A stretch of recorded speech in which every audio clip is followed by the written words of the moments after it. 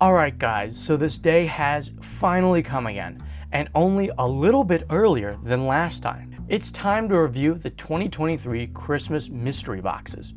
Now let me do an overview again, because this time I've got a lot to talk about. First off, when comparing it to the Christmas of 2022, they absolutely crushed it this year. This Christmas has been a major step up from anything we have seen so far.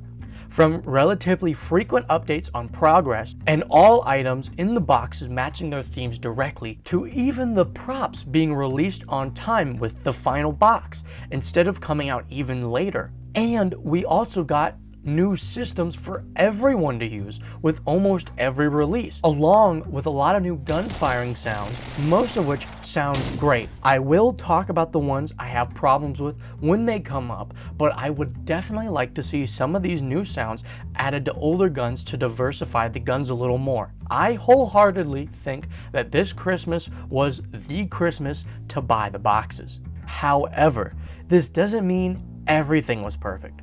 There are two and about a half a box in this Christmas that I have loads of problems with, and how while we did get progress updates all throughout the box making process, they became few and far between, almost completely stopping towards the last two boxes. The next overall complaint is something that's in multiple boxes, so I want to talk about it here, and it's the heavy weapon animation. Now don't get me wrong, it's cool, but at the same time, we got one item with this animation for 3 boxes in a row, and I think this completely ruins the entire point of heavy weapons. When the first item with the heavy weapon animation was released, it was something very interesting and special because it had its own animation for just about everything, separating it from just about every other weapon.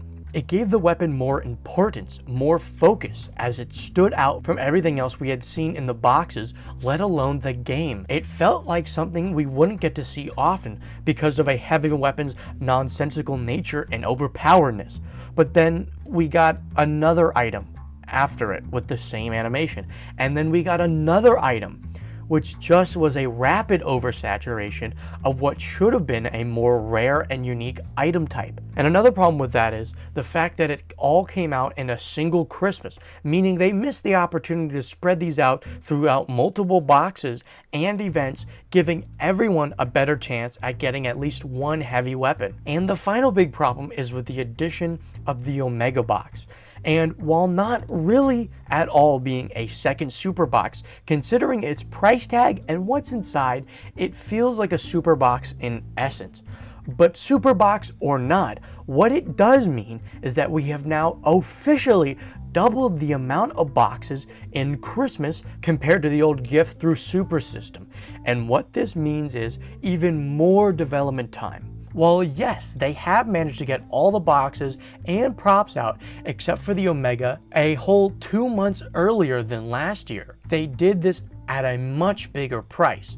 And if you were someone who didn't buy any of the boxes and played from when the Christmas boxes were closed to the release of the Super Box, you would know exactly what I'm talking about. And what I'm talking about is the absolute drought of new content outside of these boxes, and I'm specifically talking about items and events. I know there were the new mechanics, I know there were the new boring collectible minifigures, and I know there were map updates, but we missed Valentine's Day, Easter, and April Fools, along with no new year-round packs or items dropping.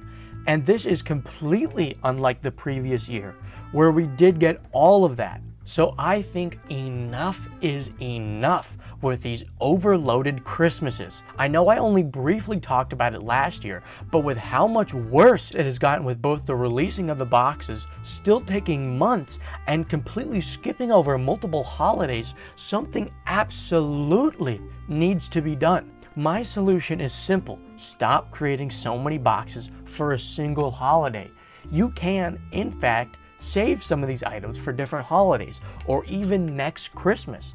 I think we should be returning back to the gift through super system ranking, cutting the box count in half again. But if that isn't good enough, then I just say a reduction of the box count where I don't think it is needed. This would be removing the second gift, small, and super boxes, just leaving the double boxes for the medium and large box. But with all of that out of the way, let's actually review these boxes, and we'll start in order of release. Firstly, we have the Bright gift, which came with just a headlamp, which is honestly pretty terrible. It's basically useless as an item itself. The main reason for that is the fact that it is meant to wrap around the player's head, so any sort of head accessories block or badly clip with the headlamp. Is why you see Chad in the promotional picture for the headlamp with absolutely no head accessories.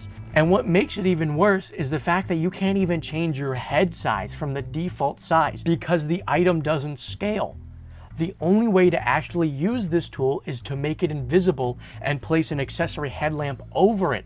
The funny thing about it is that the tool visibility feature came out with this item, meaning Chad released this entire system with this item in mind to make it useful. But now with the ability to move around items, you can just use the chest flashlight, which has light color options, to do the exact same thing as the headlamp. I know the gift was just about 5 to 10 Robux, but I think it's a complete waste of money and just a joke as year-round items do the same thing but better now.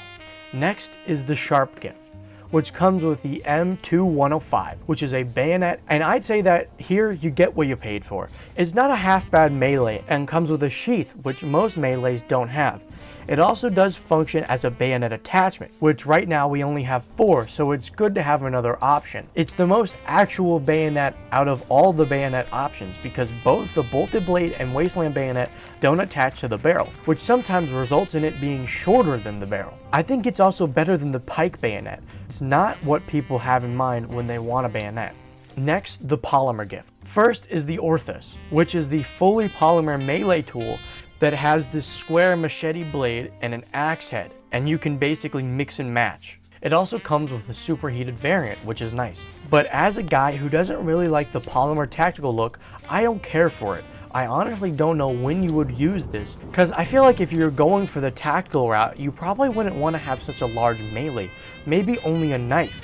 It really feels like a tactical survival tool, especially with the dual machete and axe head. So maybe you can use it in some sort of pioneer trooper role in the USRF. Next, the Warden 3DR. It's a polymer handgun that can be turned into a carbine. It also has a different slide, which honestly is not bad, and you have the color options of green and gray on everything. The carbine front is the thing that turns it into an automatic, and this gun also comes with its own universal attachment, that being the Hush Puppy suppressor and the Aurora reflex sight. Both of these are really good attachments. The Hush Puppy is perfect if you are looking for a much more compact short suppressor for a concealed suppressed weapon, and the Aurora sight has to be one of the best pistol sights in the game right now. The only problem I have with it is the color, because it is this weird shade of green and doesn't even come close to the color of the gun. I like it more in the carbine version myself. It's like one of those only pistol carbine kits we have in the game right now, because I wouldn't really count taking a pistol and adding a longer barrel in stock, because you can't just do that without any tools. I also feel like it isn't as tactical as something like the Mendel XR or the 62. It feels more like a civilian polymer handgun, a real middle of the road, just standard boring handgun. Next, the Patchwork gift. First with the Baccarat, which I think they did a really good job with. One, because if you didn't know, this pistol is based off a World War I Austria-Hungarian pistol, the Steyr M1912. And just like it, this pistol has an internal magazine. But they didn't just one-to-one rip this gun out of history and just put it there with zero explanation or sense. Just like what you see with a lot of the other World War weapons that aren't even from America sometimes. They really only did minor changes here and there, with the biggest changes being the slide and the wood on the front. I like both the carbine barrel and bayonet for this gun, which remove it even farther from its real-life counterpart. My biggest problem with it is that we need another stock to go along with the carbine front, because the stock that it does have is a holster stock, so it doesn't make any sense for such a long front. We need a stock similar to the Mauser carbine in real life, which is one solid piece of wood that makes up the stock. Because right now, we get a really jagged 90-degree angle with the holster stock instead of a more flowy look with a solid stock. Also, the fact that they didn't give this a stripper clip animation is disappointing and can be very frustrating, especially considering how long it takes to reload with the double magazine. On top of all of that, the firing sounds are extremely quiet. In fact, the bullet splashing sound is louder than the gun firing, so that needs a buff or replacement. Next is the Countryman, which is actually a gun from ATF 7. Honestly, it's another one of those really good case studies on how far ATF has come between the two main titles. I think this gun is just perfect for the game, and it makes perfect sense because a flintlock is one of the most bare bones firearms because you don't need a bullet or even primer. It looks like something someone would make if they were really desperate and needed a firearm, which reflects, or reflected in this case, the whole premise of Wintertide, the cold season in the game, not the game itself. And this is unlike the other muzzle loaders, which are these high quality pieces that make me ask, if you have the tools or resources to make such a high quality firearm, why would you limit yourself just to a muzzle loader? Anyway, topic for another video, just like the World War guns in ATF. But with this gun, we got a new animation, which is a muzzle loader animation, which if you look at it in ATF 7, it didn't even have that. You just kind of shoved the round in somewhere. Another great thing about this gun is it is, I'm pretty sure, the first gun ever to be able to load different ammo types into it. I'm really surprised some of the other guns don't have this kind of customization, such as shotguns. But I hope we see more of this in the future. And the last thing to mention about it is the stock. It has a really good scrap universal stock. Only complaint I can see is the question whether or not this should be in a mystery box at all. Next, the ancient box. I find the concept of this box to be kind of odd, since again, I think this stuff is too old to really make sense to be around. I think a good switch up is if the guns were from the 50s and 80s, because for the people living around in 2164, that would be ancient, while still making more sense, because they would be less outdated and ineffective than guns from World War I and II. The Lee Enfield is not bad looking, to be honest, and I think makes the most sense here because sometimes you can't just beat an old bolt action rifle. One problem with it is I feel like they kind of had a Vanguard moment with the Lee because there's a reason why they picked the number 4, and it's because it had a detachable magazine. But from what I've read, it wasn't really for reloading, it was more for cleaning, with a lot of people saying that reloading that way is very difficult because it isn't meant for just quick switching. What I realized right away from loading the rifle with a magazine is that it's very, very fumbly. It's not really designed in the modern sense of trying to just pull the magazine out and stick it back in. The magazine release is right in front of the trigger guard, so you really do have to pull the rifle back and kind of push it and pull it out. It's not very ergonomic in that manner. There is a limit to how fast you can really do it. And considering how they did a manual reload animation for a gun in the box just before, I'm surprised they didn't go with that. It's got a good variety of customization, 3 body color options, and you can make it a jungle carbine version with the half cover and can turn it into a pistol with the Obrez configuration. It's honestly not something I'm really mad about having around on ATF, because I think we needed more woodsman hunter bolt action rifles. Next, the Parakeet, which I'm pretty sure is modeled off a couple different SMGs. It's got some Sterling in it with the curved magazine and sight protectors, and I get some MP18 or 28 with the wood body and stamped barrel shroud. It's kind of confusing why it's such a mix considering how the other 2 guns in this pack are real life weapons.